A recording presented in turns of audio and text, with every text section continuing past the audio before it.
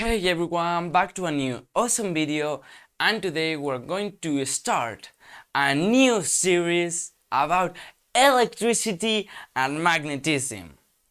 Don't worry, we're going to continue with our classical mechanics series, but we will alternate videos each week. One week you will have classical mechanics, and the next one it will be electricity and magnetism.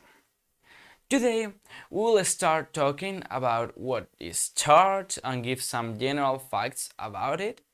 Then we will find Coulombs Law of electric force and we will understand it. And finally we'll compare Coulombs Law of electric force to Newton's law of universal gravitation. So let's start!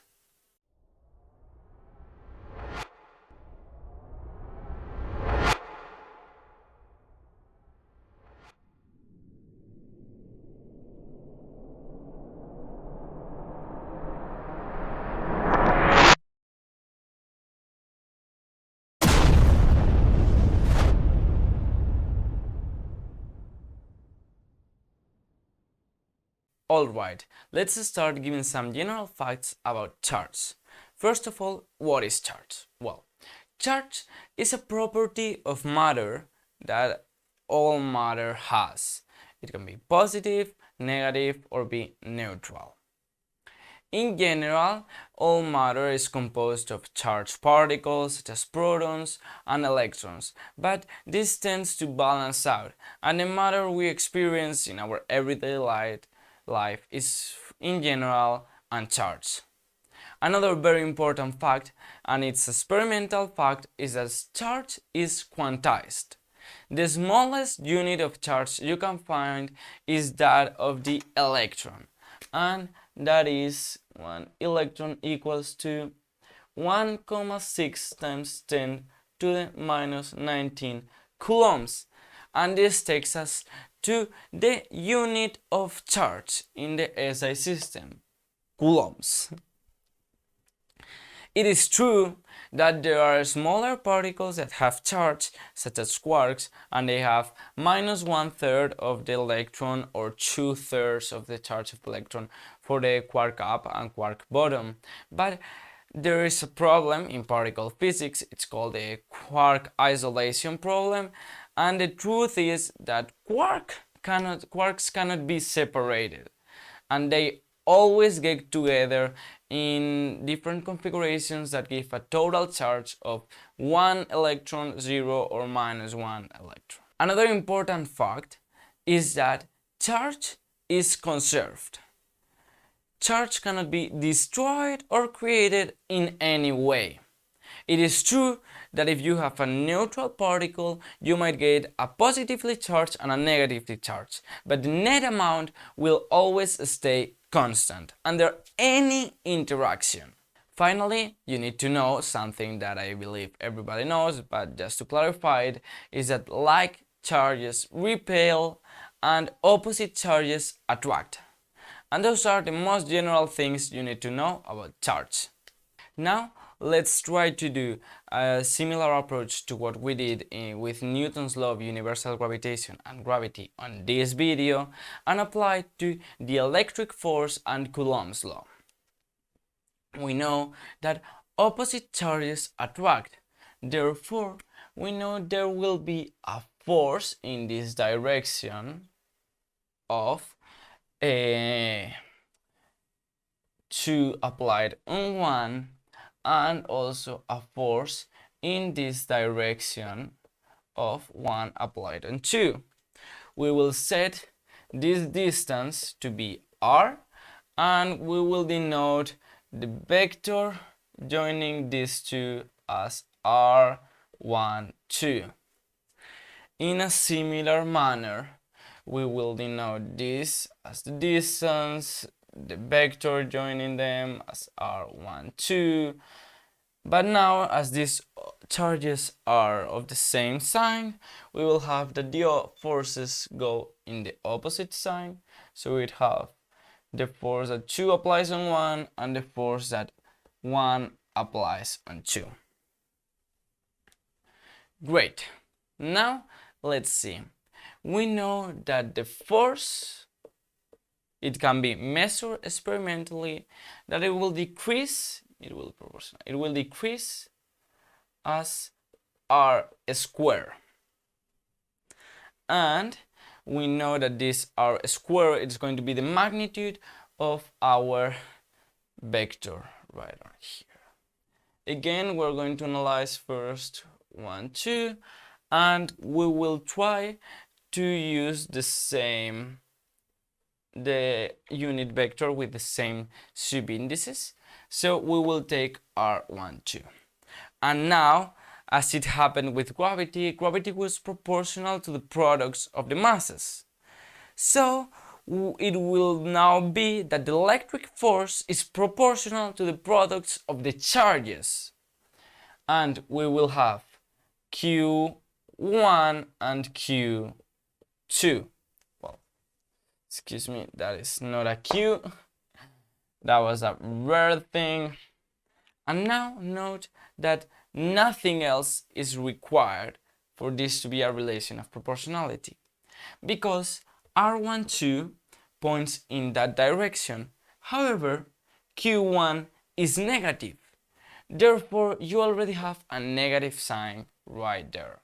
So this works in that case. Furthermore, if we see R12 points in this direction. However, both charges are positive, so there is no change in sign, and the force also points in that direction. Therefore, we are just going to include a proportionality constant to make this an equality. We're going to call it K, and this is going to be Coulombs Law for the electric force.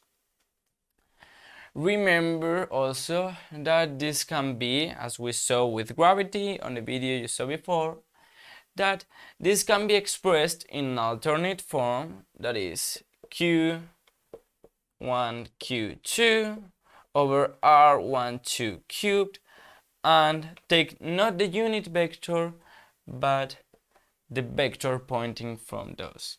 It's just a substitution of the definition of the unit vector. It's also quite relevant to analyze what the units of that fundamental concept of nature are. K, it's going to be equal to newtons, and now you're going to take the meters squared to the other side, so they are going to be in the numerator, and the coulombs squared are going to be in the denominator. And these are the units of our constant. And finally, I'll give its value.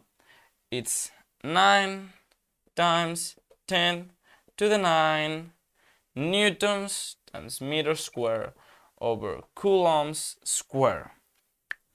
And this is Coulombs law for the electric force. Great. Now let's compare our picture with electric force and our picture with gravity that was examined in our classical mechanics series part 5.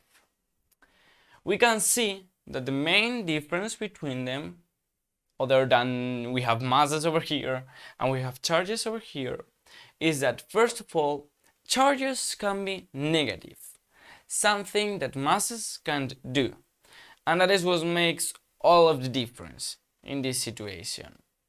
First of all, we see there's a negative sign in this formula that doesn't appear in the other one. And that is because if masses are always positive and gravity is a repulsive force, this is going to be always positive, and you need to add the extra negative sign so that the force is attractive. The picture changes in the electric force. And as charges can be of different signs, you don't have to add that extra sign, because when both charges are of the same sign, either plus plus or minus minus, this will be positive as the signs will cancel each other. And then the force will be repulsive.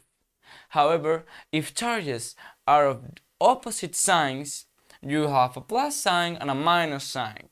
And that is what will make the force attractive. Another thing that is important to compare is the constants of nature that compare these two different forces.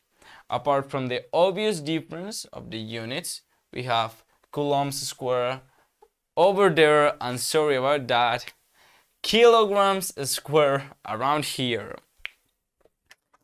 We can see there's a huge difference between their values. And you could say, well, it depends on the choice of units, but really, K over G, it's of the order of 10 to the 20. And even though to some point it depends on the units, the gravity force is so weak, really weak. And you would say, well, but that's the force we experience every day, it shouldn't be that weak. Well, the fact is that we don't experience that much electromagnetism because as it is such a huge force, all matter tends to be neutral, and if it isn't, two charges of different signs rapidly attract to each other and stick together to become neutral. So that's why you don't experience electromagnetism that much, even though it's so much huge than gravity. These are some of the basic aspects we'll need for our course in electricity and magnetism. I'm very excited to start this new course and to start to bring some more diversity to the channel. I hope you enjoy it a lot. Remember that any doubts left, you may ask them in the comment section, but I hope you understood everything.